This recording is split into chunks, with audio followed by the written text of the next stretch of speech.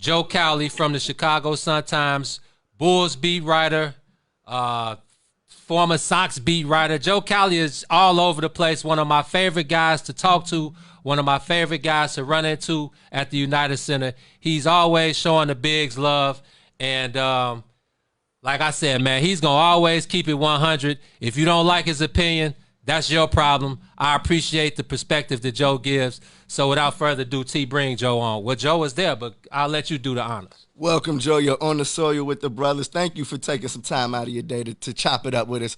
You know we got a lot to talk about. Absolutely. How you guys been? Real good, Joe, man. Like Gene said, we miss you, man. We usually we're able to chop it up. You know, usually it's no Bulls basketball around this time, but we would have spent months hanging around each other if it wasn't for this pandemic. So it's definitely good to touch back down with you. Yeah, absolutely. I mean, it's been crazy. I'm just hiding up in Minneapolis, man. staying out of Chicago. I'm good up here. There's a little better things going on up here as far as the pandemic. Not socially, obviously. There's some issues up here, but as far as the pandemic, you know, we were able to get a full tackle football season in with my middle son, and the kids are going to school twice a week, and then the other day is home learning. So, you know, I feel for all the people in Chicago right now. It's and everywhere. I mean, this has just been, like I said, this is usually a time where we'd be yucking it up every day at the Advocate Center for training camp, and who the hell knows when it's going to happen now, you know? Absolutely, man. It's crazy. You know what I mean, to hear that, you know, you got a son that's been getting a whole tackle football season in, because I know that I got a nephew that was very salty that he wasn't able to play this year, man. I know his league was talking about trying to move it to Indiana and everything, but that didn't end up happening. So, you know, I'm happy to hear that your son got to, you know, have some kind of a regular, normal, you know, situation going on. So that's what's up, Joe. I'm happy to hear that you're doing good in Minnesota. Joe, stay as far away from the Bulls and everything in Chicago as you can right now. Joe, you coach? Are you coaching? Are you coaching your son's team? I coached my older son's football team. He's obviously in college now, from third grade to eighth grade, and now I've got the middle son, and he's in sixth grade. So we got a couple more years with him, and it's a great association up here. It's the Lake Minnetonka Athletic Association is probably the best association in the state. And I think we're the only association in the state that played. And so, or one of the few. So they were able to get it together and work with the health department. And, you know, and we had a great baseball season too. We didn't get to do travel because they made everything in city, because they didn't want kids going from city to city as much as just kind of staying in their own little so-called pod of just kind of playing, you know, in-city kids. And so, but we were able to get a full baseball season together and jump right to football. So, you know, this is the new normal. And, you know, talking to people there, I talked to Casey Johnson a lot, and, you know, they were struggling to try getting some games in August, and, you know, the mayor wasn't helping, obviously. And so it's, you know, you take this stuff for granted. And I told those kids, I would tell our football kids every day, you know, hey, this is a gift. There's a lot of kids right now that aren't playing tackle football and would love to be playing. And we have to embrace this and accept this as a gift. And, you know, and now the big mystery is what's going to happen with, I'm not even talking about NBA. I'm talking about with, you know, traveling basketball here is in jeopardy. They already had an outbreak with some of the hockey tryouts up here. So to play these outdoor sports, to me, is way different than these indoor sports.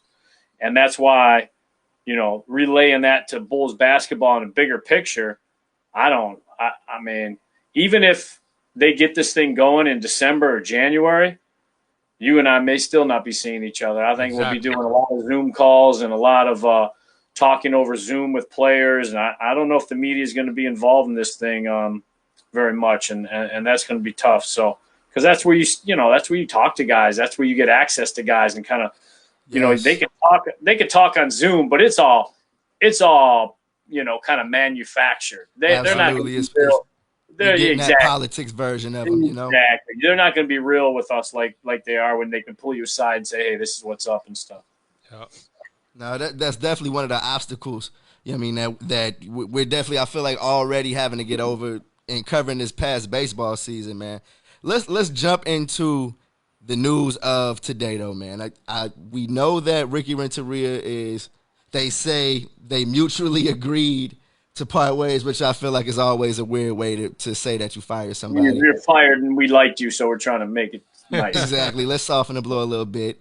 But at the same time, and I feel like this news was kind of, went kind of under the radar. Billy Donovan is in position to basically revamp his entire coaching staff.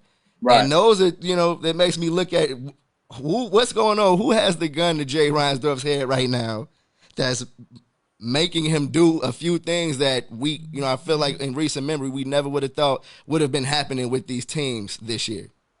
Well, here's where I'll jump in and say there's a big difference right now. Michael's running one. Exactly. And he's empowering executives to make executive decisions and do it on their own and giving them an open checkbook. Jerry's still dabbling with the White Sox. And for him to call Ozzie early in the morning like he did, like it's been reported, and tell him, hey, I like you as a TV guy, but we're not bringing you back. It's kind of blamed on the front office. I call bullshit on that. That's Jerry. If Jerry wanted Ozzie back, Ozzie would have been back. And so there's the difference right there. Is Jerry still wants his thumbprint on anything with the White Sox, where Michael, who's been empowered to run the Bulls, is running it like a real professional COO runs a basketball team. He handles the business side. That's his wheelhouse. That's where he feels good about things.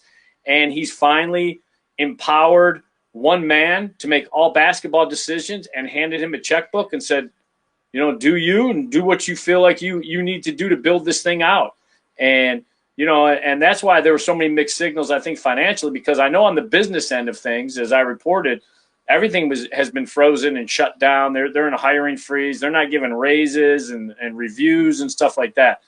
And there was a fear this is from the players. There was a fear amongst the players that this was going to carry over to the basketball side.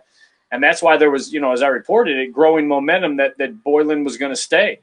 And and so for them to say, no, we understand that as we don't know what kind of money we're going to lose with the China deal, what the total damage is going to be that. We don't know the kind of total damage we're going to take from coronavirus, but I'm still going to allow you to build this thing the right way.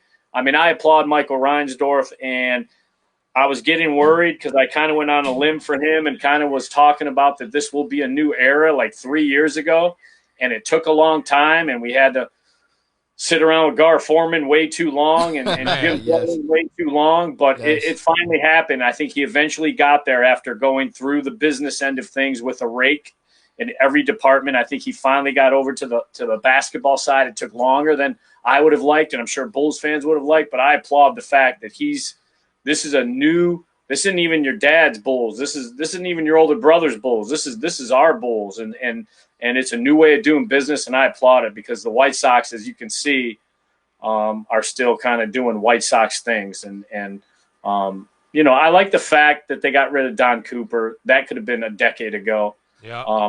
Obviously, when you become a made man and you sell your soul to be a Judas and to sell out the rest of the coaching staff like Cooper did back in 2012, then he made that deal with Kenny Williams, and those two had to sleep in that evil bed that they made. So I applaud that move and stuff, but it's still being run like a mom and pop store to me with the White Sox, where you're seeing the Bulls are run like a real organization should be run.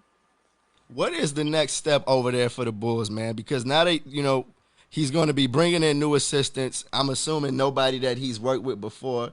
Or should we expect some guys over there like Mo Cheeks? Or I think Mo Cheeks is in play. I think he's definitely in play. But, yeah, and look, Arturas and Billy are on the same page as far as I don't have to bring in my buddies. I got to bring in the best of the best.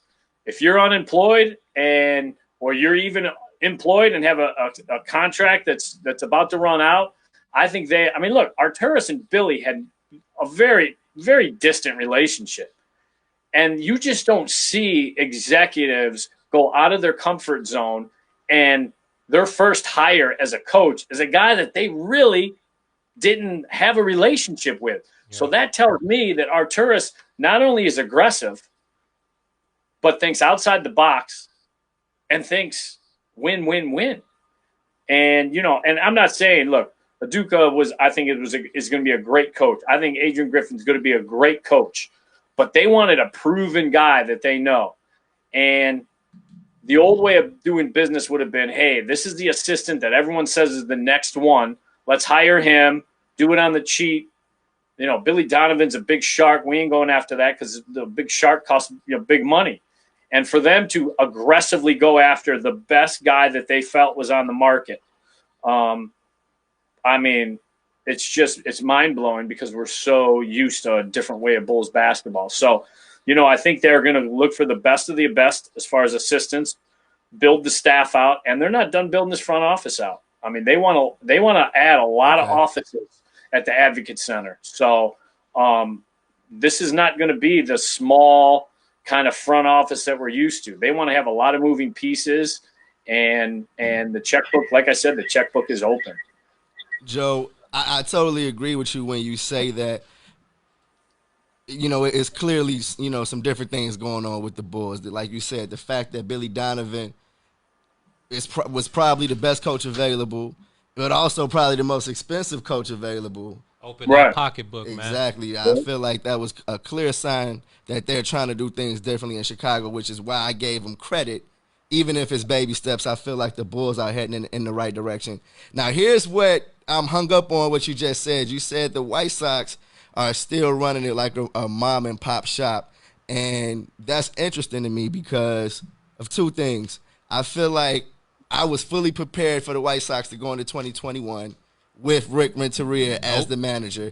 I feel like the loyalty aspect was maybe going to blanket Rick Renteria in that fold. But then at the same time, I know that AJ Hinch is out there. And if you do a little bit of digging, you see the ties. You see the Kenny Williams ties. And it's like, is this the guy? Is it because of the relationships? Is AJ Hinch basically the next White Sox manager already?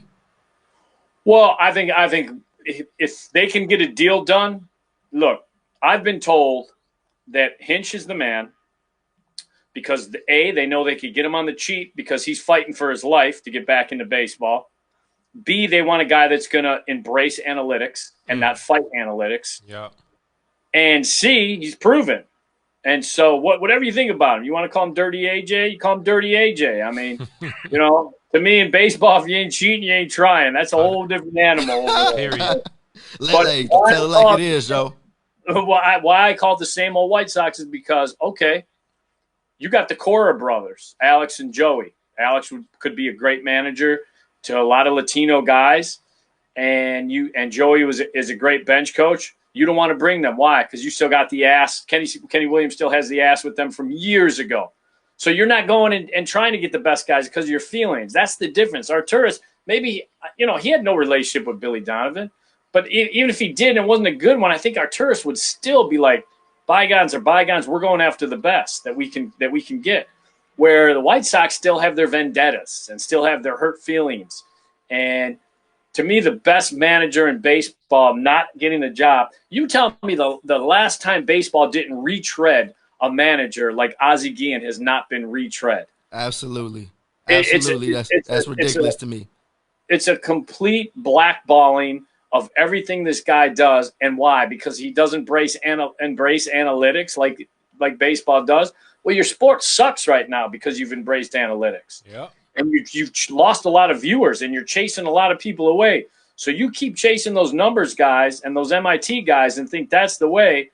Okay, but how's viewership and how's attendance and how's that collective bargaining agreement going to go next time it's up when the owners try putting a salary cap on this thing? So, baseball has a lot of things to look at. And obviously, Ozzie Guillen being blackballed is so small in the microcosm of everything they need to look at. But it reflects poorly on not only Major League Baseball, but it really reflects poorly on the White Sox that the guy that delivered something that hadn't been delivered in 88 years.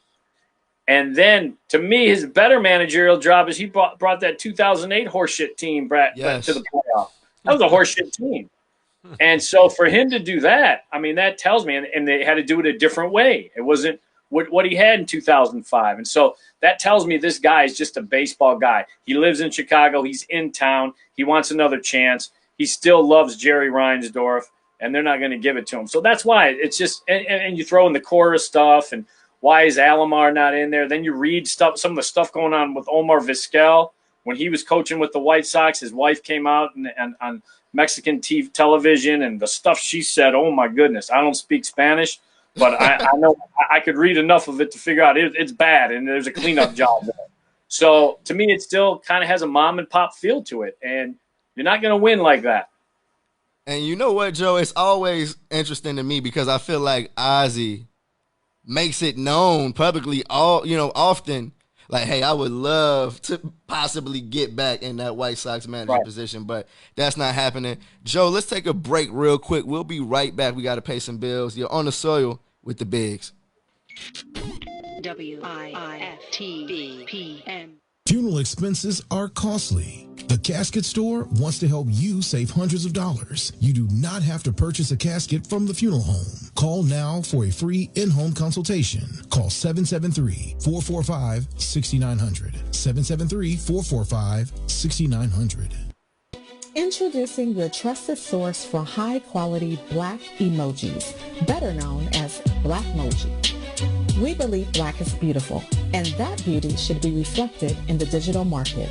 Now there is an app that does just that, starting with Black Greek letter organizations. Blackmoji D9 offers more than an emoji app. It is a cultural experience of Black excellence.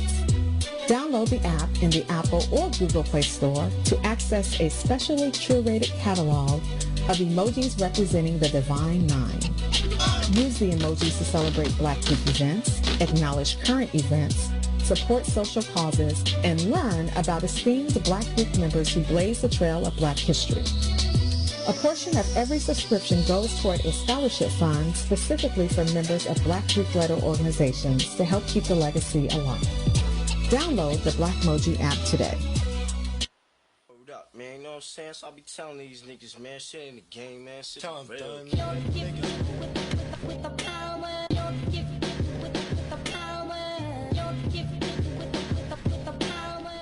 You're back on the soil with the Bigs. We're talking to Suntimes Bulls beat writer and columnist Joe Cowley.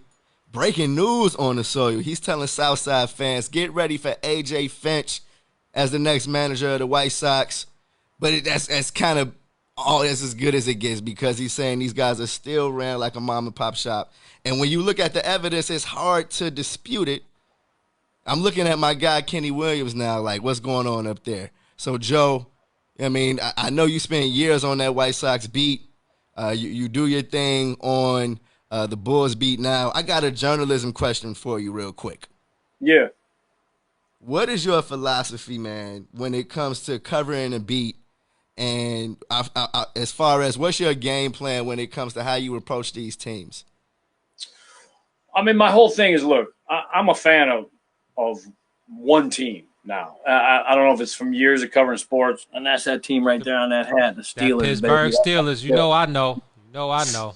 So my whole thing was always I want to know exactly why things aren't going right and why things aren't going or why things are going wrong. And it's easy just to tell the superficial story of that, but that's not the truth. I mean, that's not, and I always call it, going to Cowley Island when you kind of feel like the other beat writers know the same stuff you do, but they don't want to go on a limb because they don't want the organization pissed at you. They don't want Don Cooper not to talk to you. They don't want Kenny Williams not to talk to you. They don't want and my whole thing is I don't care if you don't talk to me, And as you guys know, I mean, look, we had a big difference of opinion with the whole Derrick Rose thing. Yeah. And I will say this. I did not know Derrick from high school. I did not know Derrick his first couple of years in the league.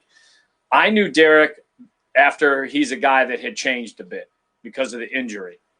And so I got a different Derrick Rose experience. And everyone's like, oh, you just hate Derrick. You hate Derrick. No, I got thrown on a beat with a guy that didn't tell – I mean, think about it this way. Didn't tell us anything about what was going on, but then came out with USA Today and finally spilled the beans with them. To me, that was kind of a betrayal of the guys that had covered him for years and years and years when you feel like you got to go national because going to the Suntimes or the Tribune or not even the Suntimes. Forget me. He didn't have a relationship with me. going to you guys or Casey Johnson, guys that covered him, and saying, hey, I'm going to show the loyalty that you guys showed towards me. So that kind of showed me, all right, this is bigger than just Derrick Rose. This is now the brand. This is him moving towards the brand. And so to go on that side of against Derrick Rose and disagree with the way he was doing things is not popular in this city. And then the year with then there was the incident he and I had where he flat out did a story, and it was a positive story, how, yes, he had beef with the organization. His brother did and BJ did, but they wanted to clean it all up. And then 2 hours later, I get a statements released from Jerry Reinsdorf saying it was malicious fiction was the adjectives they used. They propped Derrick up on ESPN, and he denies the whole story. I got the whole thing on tape, bro. I mean, you said this stuff. Why lie? You can't say you're a real dude when you're going to all of a sudden now lie. So that was strike two. And then the other thing, too, is when the organization catered to him, brought in Jen Swanson, because that was his rehab person, and made her the head trainer. And all she cared about was basically Derrick and then Joe, while the other guys were kind of going, well, where's our treatment? And then the other part of it is now you got Jimmy Butler and Pau Gasol. And here's the funny thing. I'll say this. Pau Gasol is a smart dude because he was stoking that thing more than anybody. But he was smart. He'd be like, Jimmy, look, man, Joe and Derrick are sitting again today. We're out here with Tibbs busting our ass. Jimmy, look. Exactly. And so that started that whole divide with Derrick and Jimmy. And if people don't think that wasn't real, you're mistaken. So I thought Jimmy and Pau were right in that. And I try to go on the side of right. Don Cooper betrayed his coaching staff. That's wrong to me. I had to go on the side of right. And he did it to sell out for a contract behind their backs with Kenny Williams. Now I have a problem with Kenny Williams because that's not right. And people should know that. Fans should know. This is why Don Cooper's not dressing in the coach's office the last week of the season, because those guys find out he's a Judas. And that's why when Ozzie got down to Miami, he called them to the Sun-Times an effing Judas. This is why. And so this is why things didn't work that year. And this is why things between the front office are going to lead to this guy's demise or Thibodeau's exit or Jimmy eventually getting traded, or people need to know this stuff. And it's hard to report it because you are going to lose part of the organization. They are going to say, we are not talking to you anymore. And the one thing I do credit, Jerry Reinsdorf and I do not have a relationship anymore, obviously. We actually had a really good relationship my first couple of years on the White Sox beat. For working for the Daily Southtown at that time, he treated me like I was working for the biggest paper in the country. And I'll never forget that, and I'll always respect that about him. Then things went south, and he's always held that grudge, and so I've had to work around that. And I will say this, Michael Reinsdorf has done, despite his dad probably not liking it, has done his best to have a fair relationship with me. And, again, I respect that. And so, you look, if everyone likes you in this profession, you better look in the mirror because you ain't doing your job right. And that's how I look at it. And so, I know how guys looked at me with the whole Derrick Rose thing, but I don't think they understood. I got dropped off at a different landing zone with Derrick. And by the time I was covering him, he was a little different. I was hearing different things about him, and it just never meshed. So our relationship is way different than the relationship you guys have with Derrick or John Greenberg did or KC did. Yeah. And it's unfortunate, but I got to cover what I cover and when I cover it. And so, it's almost like I got dropped in on the worst of Derrick, and you guys got to see this gift that was given to the Bulls and see that side of him. And I never got that, but I have to go with what is in front of my eyes, not what was behind my ass. That's in the past. I totally feel you on that, Joe. But at the same time, I feel like if you can admit that you only saw a section of Derrick Rose's career. That's what he said. You know what I mean? That's all do you have to account for the fact that I don't know this dude 100%? What's happened to get him to the other side of it? We don't know any of these guys 100%. Yeah. We don't know any of these guys 100%. And the moment you think you do, they'll shock you with something they do or say. So nobody knows. There's family members you don't know 100%. But my job as a journalist is to cover what I cover when I'm supposed to cover it. And so I know I was buying the 8 ball covering Derrick because I didn't get to see the lovable Derrick that everyone kept telling me was there. I didn't get to see it. But that's not my fault. I can't go on. I have to cover when I'm covering him. And when I was covering it, unfortunately, think about it. My first year was his first year when he was never around. And yeah, he's coming back. And then you got doctors saying, yeah, he's been cleared. And then, and I always grew up, I think you guys know my health history and stuff. I grew up with that foxhole mentality that, I had stage 4 cancer. I had this, I had that. I was still balling till my 5th chemo. And to me, you when the brand becomes bigger than your teammates and the city and the game, which I thought it did, fair or unfair, when the brand and your future money become bigger than what's in front of your face and what should be important and why we play sports and why he played sports originally, then I got a problem with that. And Jimmy had a problem with it, and other guys in the organization had a problem with it. But again, well, you see, Powell was poking it. Powell was poking Jimmy. Powell, he had that weapon, and he wiped that shit clean every night, put it right in Jimmy's hands. He knows he did that. Look at Powell's the only guy in the NBA that I've interviewed that's come out and actually. And now look, everybody's rewriting Kobe Bryant history, and everybody loves Kobe. Do everything for Kobe. Exactly. You didn't hear one guy say they like Kobe Bryant before he died. Period. Except Pau Gasol. That's the one guy that, as much stuff as the rumors you heard about how Kobe treated him, or what Vanessa told his fiance, all those different folklore stories you heard come out of the NBA for years. I'll tell you what, Pau always stuck by Kobe. So Pau's always made sure that he's come out squeaky clean, whatever organization it is. And that's hard to do. And so, yeah, Pau was stoking that without question. And then you added in the other factors. You had Gar telling Jimmy one thing and Pax telling Jimmy one thing, and then going telling Derrick and Joakim something else. Yeah. So they didn't do anything to squash the Civil War. And then the guy in the middle who was trying to put this thing together and squash it completely so that they could win, Tom Thibodeau, you had the front office going behind his back and sabotaging him to Derrick and to Joe. Don't listen to Tom. He doesn't care about your future like we do. We're watching your minutes. He's going to try running you into the ground to get dubs. And, and that wasn't true. Tom, I think Joakim later apologized to Tom for throwing him under the bus. I think that's been reported.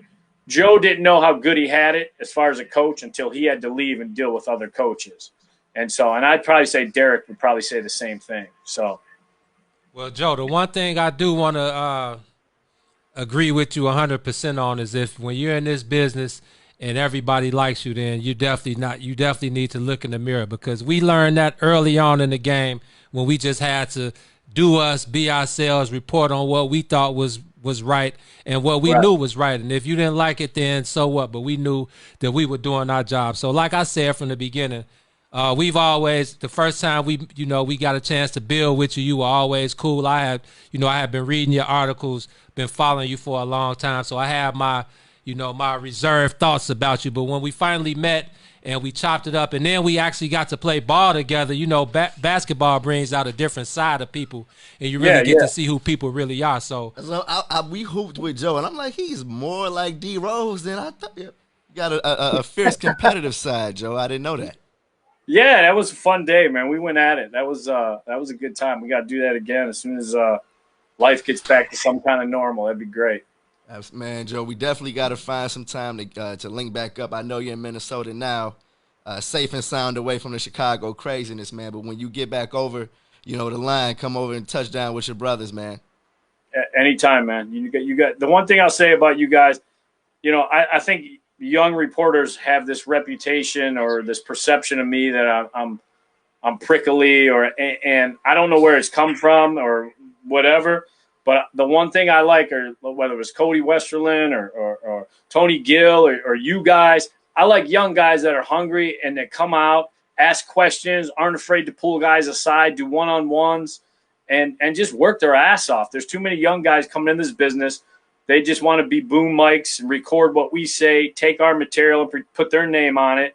And you guys, the one thing I liked about you guys right away, man, I saw you guys just doing your own thing and working. And you know, I think I embrace any young journalist that does that. And unfortunately, there's a lot of young people in this thing that just want everything handed to them, and that's not how the game works. So I always kind of just from afar immediately liked how you guys conducted yourselves, and you guys haven't disappointed since. No, that means a lot, Joe. Thank you for rocking with us. You know we ain't gonna stop. You know we gonna stay putting in that work, and it's just what we're there to do. And we, like Gene said, we definitely probably subconsciously take pages out of your book. So thank you for rocking with us on the journey. Thank you for coming with us and talking today. If anything else crazy happens, man, we're gonna bring you back on for sure. Absolutely. But go ahead and enjoy the rest of your day, man. Peace to you, Joe. All right, fellas, you guys take care, man. Stay safe. We'll talk soon. Yes, sir. That was Joe Cowley from the Suntimes on the Soil. BPM.